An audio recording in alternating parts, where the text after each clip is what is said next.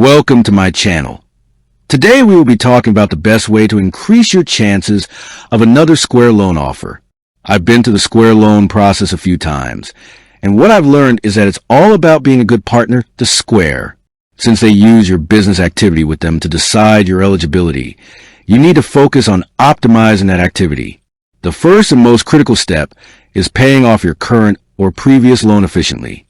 My experience, and what I've seen others confirm, is that you'll typically be considered for a new offer once you paid off a significant portion of your existing loan, often around 60% to 75%, though the system is automated and not a guaranteed percentage. Making regular, consistent sales through Square ensures the automatic daily repayments keep moving. Beyond repayment, the biggest factor is increasing your overall processing volume and consistency. Square bases loan amounts and offers on your payment processing volume. If your sales are growing month over month, or at least staying very steady and strong, this signals a healthy, low-risk business.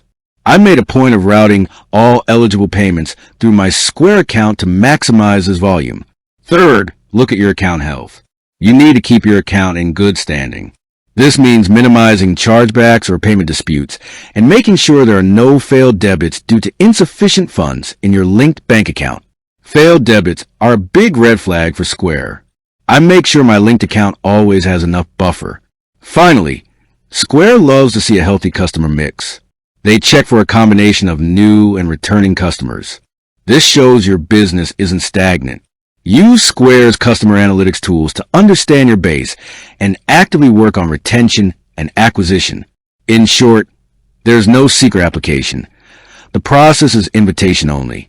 Your next offer is simply a reflection of your sustained performance and reliability as a Square merchant.